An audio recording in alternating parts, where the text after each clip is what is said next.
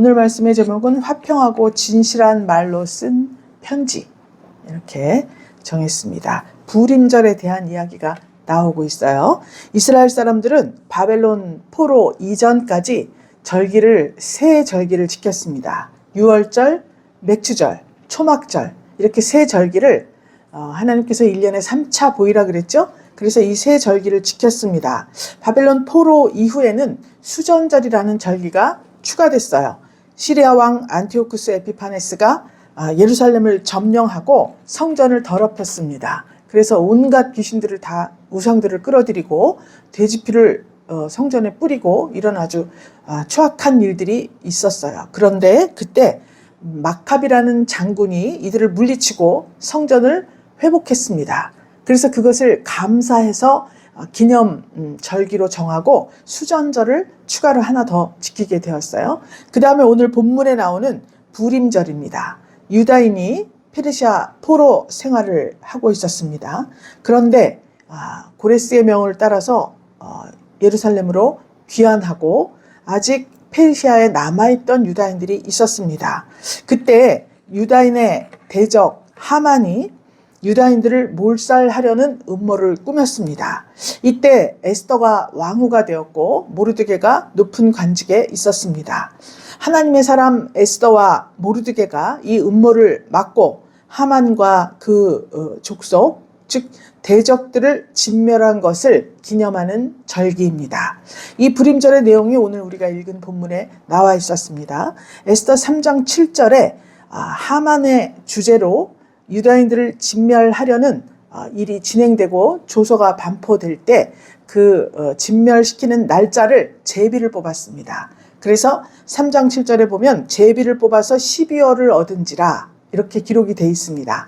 하만의 주제로 제비를 뽑아서 12월 13일이라는 날짜를 받았어요. 페르시아어로 부르가 이게 부림절, 이게 부림이라는 게 페르시아어예요. 그래서 페르시아어로 부르는 제비라는 뜻이에요. 부림이라는 것은 복수예요. 복수. 두 날을 지켜라 그랬죠? 복수로 부림절이라고 그렇게 이야기를 했습니다. 잠언서 16장 33절에는 제비는 사람이 뽑으나 모든 일을 작정하기는 여호와께 있느니라 라는 말이 기록되어 있습니다. 하만이 제비 뽑기를 한 의도는 유다인들을 전부 말살시키려는 것이었습니다. 그런데 하나님께서 역전시키시고 오히려 유다인들에 의해서 하만의 무리들이 진멸되는 역사가 일어났습니다. 그리고 유다인들에게는 평화와 기쁨과 길한 날이 되게 하신 것입니다. 그래서 이 날을 지키는 형식이 어떻게 되냐면 12월 13일이 되면 전부 다 금식을 합니다. 그 다음에 14일에는 페르시아 수산궁이 수도죠? 수산에 모여 있었어요. 근데 수산 외에 다른 지역에 사는 사람들이 이 절기를 지킵니다. 15일에는 수산에 거한 유다인들이 이 부림 절기를 잔치를 해요. 지금까지도 지켜지고 있는데 지키는 방식이 저녁에 예배를 드립니다. 다 모여서.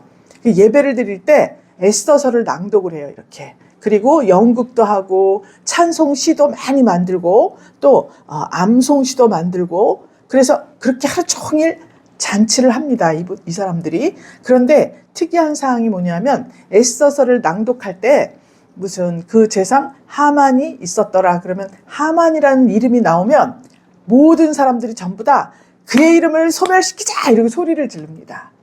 또 읽다가 하만과 그 아들 뭐 이렇게 하만이라는 또 이름이 나오면 전부 이 사람들이 그의 이름을 소멸시키자 막 소리를 지르는 거예요.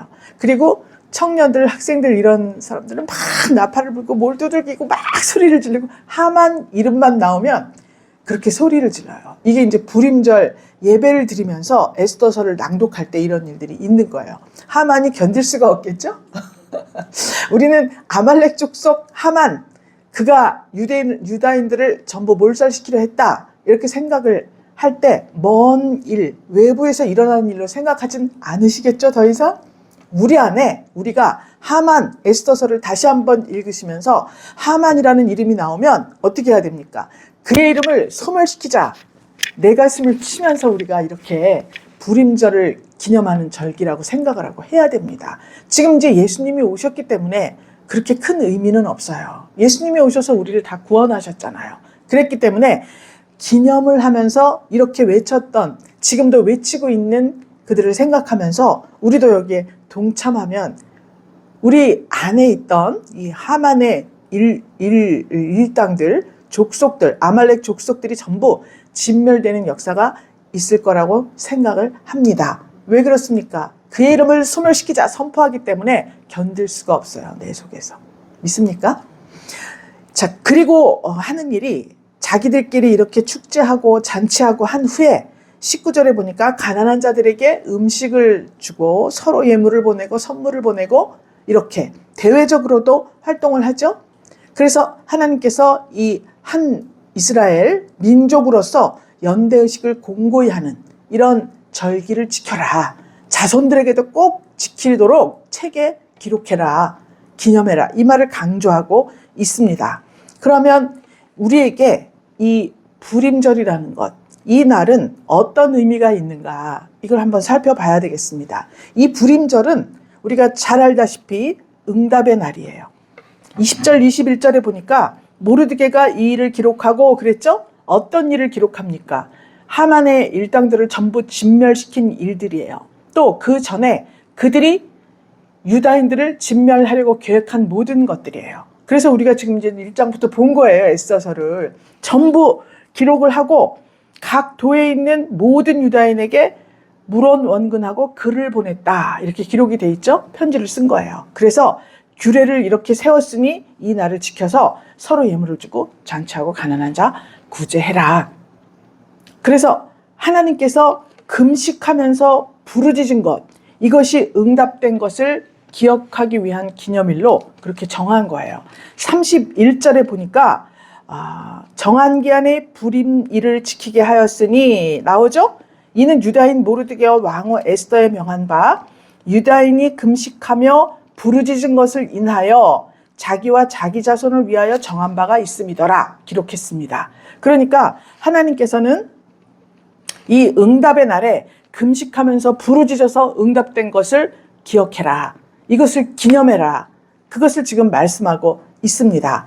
다 같이 에스더와 연합해서 목숨을 건 기도, 전부 유다인들이 금식기도 했잖아요. 사흘 동안. 이것을 기념하라고 말씀하고 있습니다. 예레미야 33장 3절에는 이런 말씀이 있습니다. 너는 내게 부르짖으라. 내가 내게 응답하겠고 내가 알지 못하는 크고 비밀한 일을 내게 보이리라. 이렇게 기록을 해놓았습니다. 제가 처음에 이 동네에 이사 와서 이제 예배당에 교회를 갔습니다. 지금 그 목사님 말 그 전에 또 처음에 계셨던 목사님 계실 때예요. 그 처음에 갔는데 이제 송구영신 예배 드리고 말씀을 다 뽑잖아요. 하나씩 다 뽑는데 제가 이 예레미야 33장 3절 말씀을 뽑았어요. 교회 생활이 어떻게 해야 되는지, 교회 내에 어떤 규칙이 있는지, 어떻게 질서 지켜야 되는지 이런 거 하나도 모를 때입니다. 그냥 제가 늘 말씀드리시 하나님 저 부자 좀 되게 해주세요. 이렇게 하고 교회를 간 거예요. 그런데 첫 해 가자마자 이제 뭐 한 두세 달 있다가 이걸 뽑았는데 여름에 이제 교회를 다녔어요. 7월 며칠 날 이제 여기 이사 왔기 때문에 그 주부터 이제 다녔는데 그러면 7, 8, 9, 10, 11, 12, 6개월도 안 됐잖아요. 그런데 뽑았는데 딱 이 말씀을 주신 거예요. 그래서 야 무슨 크고 비밀한 일이 뭐야? 갑부가 될래나? 하나님께서 이때만 해도 부자 되게 해주세요 이렇게 기도를 하면 어디서 누가 막 몇십억을 갖다 주고 어떻게 돼서 뚝 떨어지고 숨겨있던 땅이 확 나타나고 막 이렇게 돼서 부자가 되는 줄 알고 있던 때예요. 크고 비밀한 일을 내게 보인다는구나 이렇게 생각을 하고 그저 개인적으로만 생각했습니다. 그런데 하나님께서 개인의 형편 때문에 우리가 구하게 됐잖아요. 근데 이 예레미야 33장 3절 말씀은 예루살렘이 어떻게 되죠? 황폐화 되었을 때 하나님께서 반드시 다시 회복시켜 주겠다. 그 약속을 하는 대목이에요. 33장은. 그러니까 이것은 근본적인 구원을 말하는 것이고 또 국가적으로도 회복을 말하는 것이고 그런 대목인데 나는 그냥 부자만 되는 줄 알았습니다.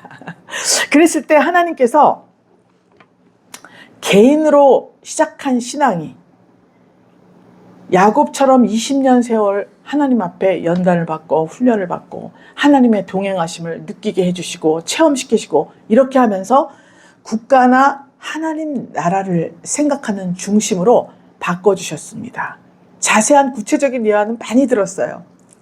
그래서 내가 이 대한민국이라는 나라에 소속되어 있는 동안에는 나라를 위해 기도해야 된다.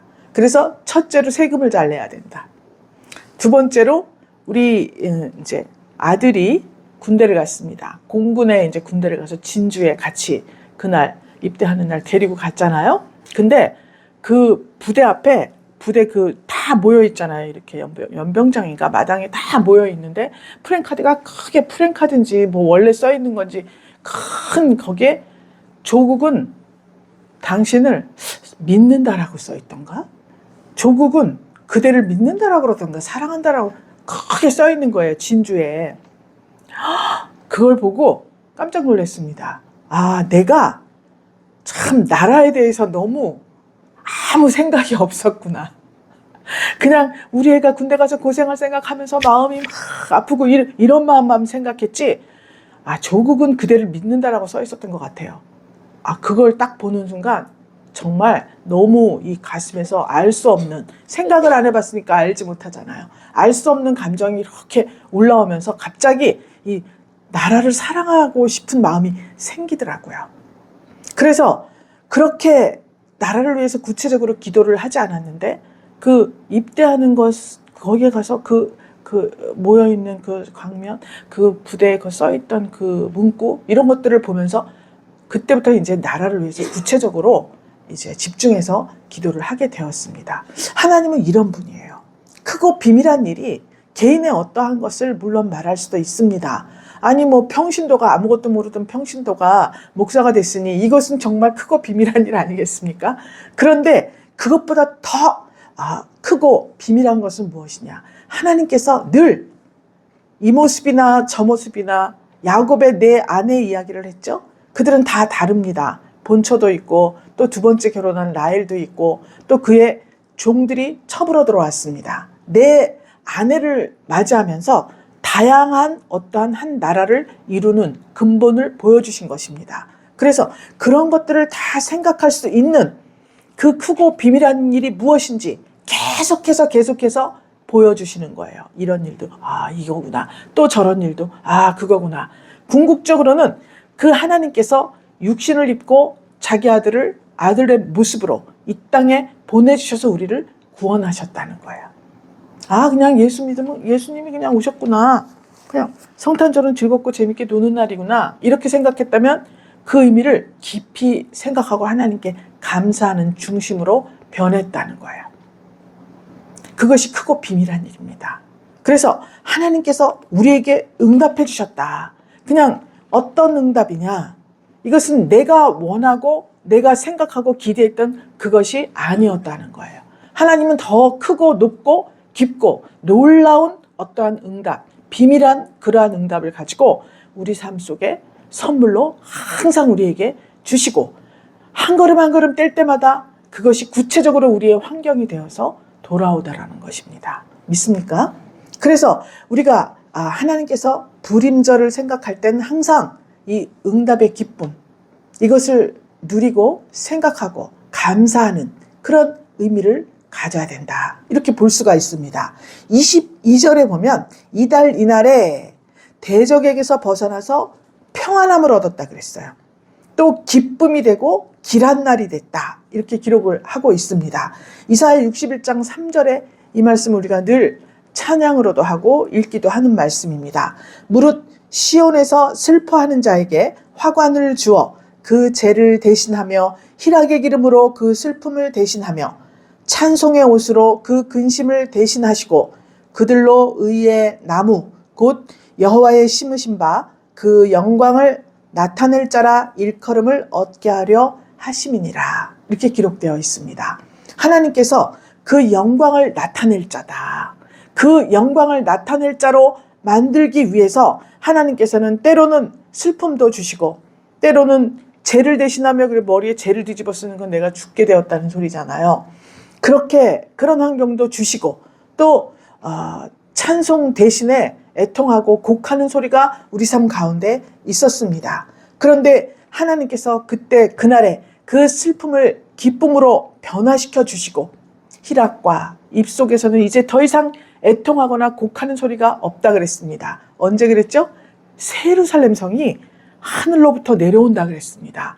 신부가 신랑을 위해서 단장한 것 같이 그 성이 내려왔다 그랬어요. 올라가는 게 아니라 내려오는 거예요. 새 예루살렘 성은 하나님께서 우리에게 주신다는 거죠. 선물로. 그래서 더 이상 애통하거나 곡하는 소리가 거기에는 없다. 이렇게 말씀하고 있습니다. 우리의 사상과 우리의 가치관이 바뀌었기 때문입니다.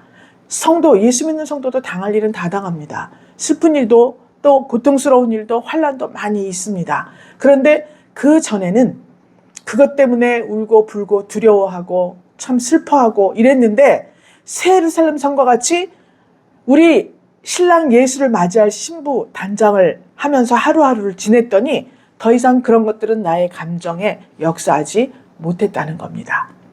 믿습니까?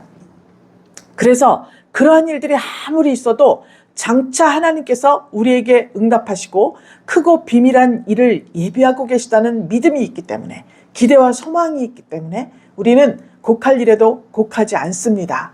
그래서 막 푸념하고 막 이렇게 그렇게 강포함이 이 땅에 있었을 때에도 이제 그전엔 그랬지만 지금은 찬송으로 그 모든 상황을 대신할 수 있는 그런 믿음의 그릇이 되었다는 것입니다. 할렐루야. 그래서 성도가 이러한 소망을 가지고 기도할 때 그 소망이 성취되는 거예요. 소망이 성취되기 위해서는 우리가 기도를 합니다. 그런데 특별히 여기서는 금식하면서 기도를 했죠? 금식하면서 기도를 해요. 금식한다는 것은 나는 더 이상 떡으로만 사는 사람이 아닙니다. 하나님의 말씀으로 살겠습니다. 이러한 고백입니다. 그런데 금식하면서 내가 기도할 때 하나님께 말씀으로 아뢰잖아요. 그러면 그 말씀이 선포됐잖아요. 그러면 그 말씀이 그대로 이루어지는 거예요. 하나님께서 빛이 있으라 했더니 빛이 있었다 그랬습니다. 이 세상 모든 우주 만물이 하나님의 말씀 한마디에 다 반응을 하고 그대로 순종을 해요.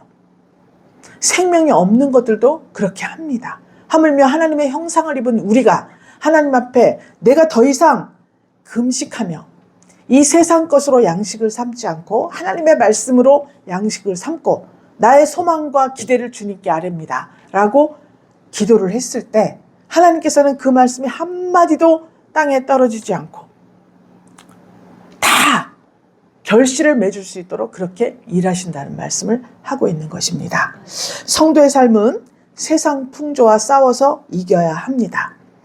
그곳에 하나님 나라를 위해 고난받는 삶인 것입니다. 그러나 이 고난이 고난으로 여겨지지 아니하고 주님 만날 길을 헤쳐나가는 것으로 생각한다면 두려울 것이 없습니다. 왜냐? 지금 이 불임절만 해도 정말 죽음의 위기에 있었잖아요. 그런데 이 위기를 극복하고 하나님께서 오히려 이렇게 기쁨의 날로 변화시켜 주셨잖아요. 이때 이 사람들은 그 전에 하나님 말씀, 하나님에 관한 상식을 가지고 하나님을 의지했습니다. 지금 우리는 너무나 예가 많아요. 승리하고 기쁨의 날로 변한 예가 성경에 가득합니다. 이 말씀을 붙잡고 우리는 기도할 수 있습니다. 그 고난을 고난으로 여기지 않을 수 있습니다. 이 고난은 장차 나에게 하나님을 만나고 예수님을 나의 신랑으로 삼고 내가 예수님의 신부가 될 때 단장하는 어떠한 과정으로 그렇게 감사하게 생각할 수가 있는 것입니다. 그래서 고난 속에서 소망을 품고 그 소망이 이루어질 것을 믿고 사는 삶, 그러한 날이 바로 이 불임절 절기라는 말하고 있습니다. 그렇다 그러면 이 불임절은 곧 우리의 불임절입니다. 우리는 유다인은 아니지만 하나님의 백성이에요.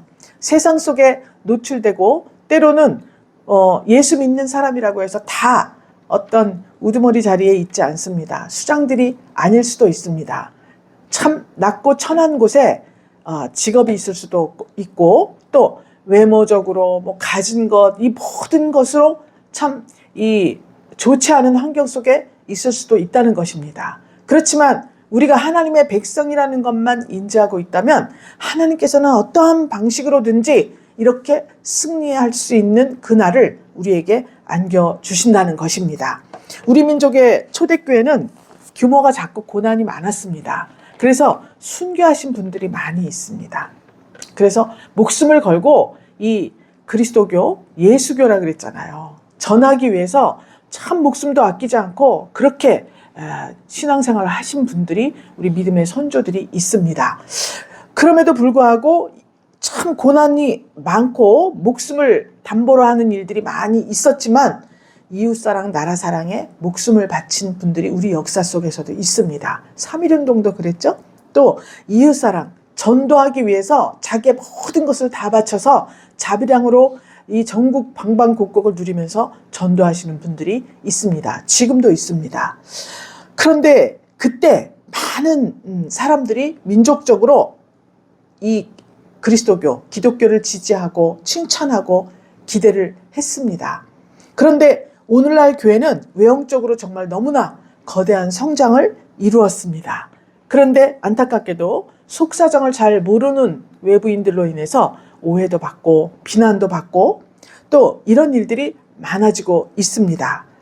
페르시아의 유다인들이 불임절을 지내면서 위상이 바뀌었습니다. 유다인들은 12월 13일이 되면 다 진멸될 족속이다 이렇게 알고 있었잖아요. 그런데 그만 하나님께서 하나님의 사람 에스더와 모르드게를 통해서 갑자기 재상이 되고 왕후가 되고 이렇게 하나님이 인도하시면서 그 유다 족속 전체의 위상이 바뀌어 버렸습니다. 그래서 그 페르시아에 있는 많은 다른 민족들이 유다인이 되었다. 이런 구절을 우리가 지난 시간에 있었죠? 그러면 지금 우리 입장에서 보면 아무리 부정적인 시각이 많이 있다 할지라도 우리가 이 에스더와 모르드게 또 이 이방 제국에서 유다인으로 살아가면서 하나님 안에서 하나가 되었습니다. 같이 금식하고 같이 기도하고 또 같이 조서가 반포되었을 때 조서대로 실행하는 일치 단결된 연합의 모습을 보였어요. 그랬을 때 하나님께서 그 중에 이 에스더나 모르드게 또 다른 유다인들도 있었겠죠. 그들을 정치적으로 기용을 하시고 그들의 위상을 높여주셨을 때 유다 족속 전체의 위상이 다 바뀌어 버렸습니다. 좋게 보기 시작했습니다. 그래서 유다인 공동체, 페르시아인들이 막 들어와요. 소수민족이었다 그랬죠? 70만 밖에 안 되는 전체. 그랬는데 이 유다인들이 자기들의 기쁨이나 평안에만 국한시킨 것이 아니라 전국적으로 확대시켜서 기념을 해라. 그런데 모르드게가 또 에스더가 정치를 할 때 전 127도에 있는 모든 유다인뿐만이 아니라 다른 족속들 그러나 페르시아 제국 내에 있는 모든 사람들의 번영과 안녕과 평안과 평강을 위한 정책을 폈다 그랬습니다. 그랬기 때문에 위상이 올라갈 수밖에 없죠. 그렇죠? 예, 유다 족속만 편애하고 그 족속에게만 유리한 정치를 폈다면 하만과 같이 그랬다면 멸망을 초래하는 그런 일이 있었을 것입니다. 그러나 하나님께서는 우리를 위해서 온 인류를 위해서 예수 그리스도를 우리 안에 보내주셨습니다. 이 세상에 보내주셨어요.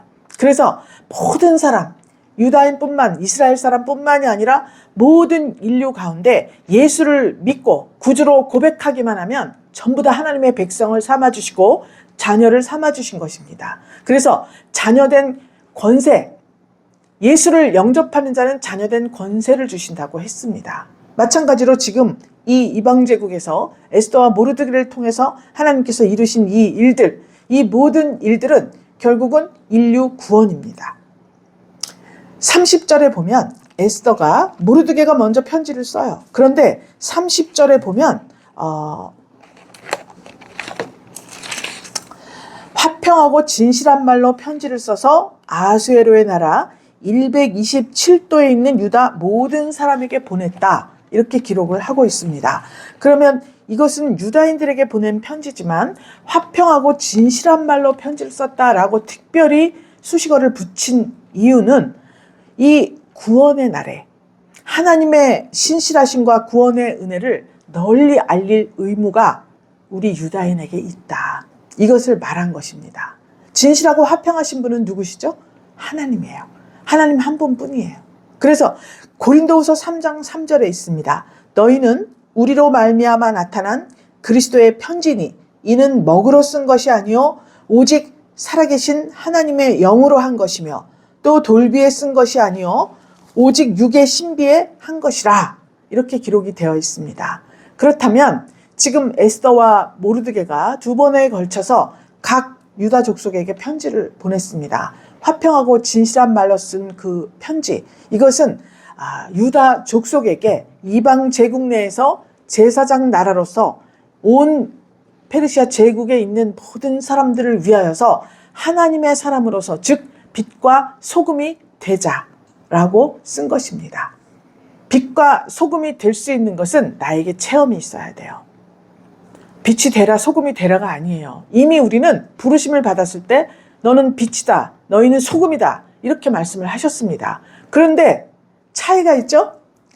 빛을 비추는 사람이 있는가 하면 이렇게 다 가로막고 죄악에 사슬해서 아직도 하나님은 벗겨주셨는데 본인은 거기에 속해 있는 거예요. 그 성품을 변화시키지 못했습니다. 그래서 빛을 발하지 못하고 있는 거예요. 소금이 뿌려져서 녹아서 짠맛을 내야 부패함이 없어지지 않겠습니까? 그런데 소금이 자기들끼리 뭉쳐서 소금 기둥이 되어버린 이러한 형상들이 많이 있습니다. 그래서 빛으로서, 소금으로서 사명을 감당해야 되는데 이 사명을 감당하지 못하고 전부 모여있기만 하는 거예요. 우리가 최고다, 우리가 최고다, 우리는 택한 민족이다, 우리는 택한 공동체다, 이렇게 하면서 자기들의 어떤 가진 것, 기득권, 또 자기들의 모든 생활을 굉장히 다른 바깥 세상과는 분리가 된 우월함, 그런 의식을 가지고 지내는 경우가 허다합니다. 우리는 이것을 회개해야 해요. 그래서 하나님께서 우리에게 예수님을 통해서 말씀하셨습니다. 고린도 교회는 뿌리라는 뜻이라, 고린도가 뿌리라는 뜻이라 그랬죠? 뿔이 어떻게 해서 나오죠? 하나님의 말씀이 우리의 뼈대를 이루어야 합니다. 그래서 하나님의 말씀대로 우리 뼈대를 이루어서 쭉 영적 몸이 자라가면 여기에 쓰게 되는 건 뭐죠? 면류관이에요, 면류관. 그런데 이 고린도는 각자 마음에 너무 교만하고 또 방탕한 생활도 있고 사랑이 없는 그러한 지역이에요. 그래서 하나님의 말씀이 아니라 자기 우월감, 자기의 교만, 이런 것들이 뼈대가 되어서 쭉 자라면 나오는 게 뿔이에요, 뿔. 그 고린도에 사도 바울이 편지를 썼습니다. 왜 그랬습니까? 교만함의 극치를 이루었던 사람 아니겠습니까, 바울이? 그래서 자기가 정말 하나님을 잘 섬기고 하나님의 뜻대로 사는 사람인 줄 알았었는데 알고 보니까 하나님의 뜻과는 정반대로 나아가고 예수를 핍박하던 자로, 예수 믿는 자들을 다 죽인 자로 그렇게 행세했던 것을 회개했어요. 그래서 마치 자기가 지나온 세월, 그 모습을 보는 것 같이 이 고린도 교회에 편지를 쓴 것입니다. 너희가 우리로 말미암아 나타난 그리스도의 편지니, 그랬습니다. 우리로 말미암아가 뭐죠? 사도가 가르쳤잖아요. 교육을 시켰잖아요. 예수 그리스도에 대해서 전파했잖아요. 그래서 그렇게 가르쳤더니 이제 나타난 그리스도의 편지다 너희가, 이렇게 말하고 있습니다. 편지는 누구에게 내 뜻을 알리는 거잖아요. 그러면 여러분들이 하나님의 편지라는 거예요. 누구에게 쓰는 편지죠? 세상을 향해 쓰는 편지예요. 그래서 사람들이 여러분들을 볼 때마다 하나님께서 그들에게 하시고 싶은 말씀, 그것이 여러분들의 삶을 통해서 그들에게 전해져야 하는 것이에요. 그래서 정말 이는 먹으로 쓴 것도 아니고 살아계신 하나님의 영으로 한 것이다, 이렇게 기록하고 있습니다. 성령이 아니고서는 하나님의 뜻대로 내 삶을 운영할 수가 없습니다.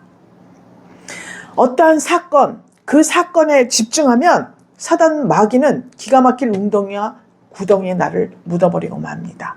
그렇지만 모든 세상을 통치하시고 또 하나님의 백성, 하나님의 자녀에게 권세를 주신다고 했습니다. 그 권세로 하나님께 구하고 자기 삶을 바로잡고 하나님 앞에 회개하는 심령을 갖춘다면 하나님께서는 반드시 구원하시고 여러분들을 빛과 소금으로 사용하신다는 것입니다.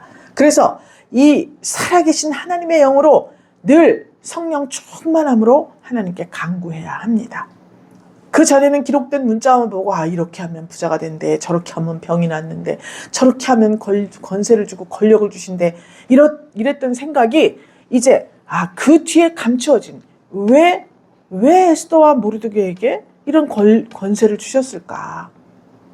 단순히 유다 민족을 구하고 복수하는 그 일을 위해서 그렇게 주셨을까? 이걸 생각해야 하는 겁니다. 하나님은 그런 분이 아니에요. 누가 나를 해롭게 했다고 복수하는 데 집중하는 그런 것을 권면하는 하나님이 아니시라는 거예요. 그런 나의 삶, 그것을 극복하고 하나님의 사람으로서 어떠한 모습을 갖추기를 원하시고 그 모습을 보고 내 모습이 편지가 되어 많은 이방 사람들에게, 우상을 섬기는 그 이방 사람들에게 편지가 되어서 성령으로 그 마음을 감동시키고 그 삶을 본보기로 삼고 싶어하는 그러한 삶을 살아라. 그러기 위해서 하나님께서는 우리에게 이것도 주시고 저것도 주시고 주시는 것입니다. 그래서 그 하나님의 영으로 한 것이기 때문에 돌비에 쓴 것이 아니요 그랬습니다. 이런 데다 이렇게 써놓잖아요. 우리가 거기에다 써놓은 게 아니라 육의 신비, 이 마음에다 새겼다는 거예요. 마음에 새기는 것은 성령으로 새기는 거예요, 여러분. 그래서 글로 이렇게 편지를 주고받고 해요. 이 말의 힘이 엄청나게 큽니다. 어떤 사람이 뭐라고 누구에게 한마디 하면요, 말한 사람은 잊어버려도 그 말을 들은 사람은 여기 새겨져 갖고 지워지지를 않아요. 진짜 지워지질 않아요. 육의 신비에 새긴다고 하는 것이 하나님의 말씀이 우리 마음 가운데 내 마음을 움직이면서 이 마음 속에 딱 기록이 되었을 때에는 우리는 그것을 절대 잊어버리지도 않고 실행에 옮길 수 있는 그런 능력까지도 함께 주신다는 것입니다. 그러기 위해서 우리는 성령 충만을 구해야 하는 것입니다. 믿습니까? 이제 여러분들은 그리스도의 편지입니다. 자, 우리 한번 해볼까요? 나는 그리스도의 편지입니다. 할렐루야. 너무 좋지 않습니까? 하나님께서 내가 하나님의 말씀이에요. 글이에요. 그래서 나를 보는 사람이 하나님을 알 수 있는 거예요. 이거 굉장한 축복입니다. 사랑하는 분열 성도 여러분, 우리는 예수 그리스도로 말미암아 성령으로 나타내신 바 된 그리스도의 편지입니다. 부디 11월에 여러분의 삶이 화평함과 진실함이 넘치는 은혜와 사랑으로 충만하셔서 온 세상에 있는 하나님의 백성들에게 아버지 집으로 돌아오고 싶어하는 그런 마음, 이 마음을 줄 수 있는 축복의 통로가 되시기를 주 예수 그리스도의 이름으로 축원합니다. 하나님 감사드립니다. 이제 우리 사랑하는 분이엘 권속들의 삶 속에 우리 하나님의 크신 역사를 이루어 주시어서 슬픔 대신 화관을 주어 죄를 대신하고 희락의 기름으로 슬픔을 대신하고 찬송의 옷으로 근심을 대신하고 하나님께서 장차 여호와의 심으신 바 그 영광을 나타낼 자라 일컬음을 받는 귀한 역사가 있게 하여 주시옵소서. 현실은 버겁고 힘들고 어려울 수 있으나 그럼에도 불구하고 주님께서 주신 이 약속이 있기에 그 약속을 믿고 기대와 소망을 가지고 그때 그날을 위하여 오늘도 하나님 앞에 성령으로 충만하여 자기를 단장하는 귀한 역사가 있게 하여 주시옵소서. 특별히 11월 추수의 달에 하나님 추수할 것을 많이 하나님 추수할 수 있는 귀한 역사가 있게 하여 주시옵소서. 감사드리오며 살아계신 예수 그리스도 이름으로 기도 올리옵나이다. 아멘.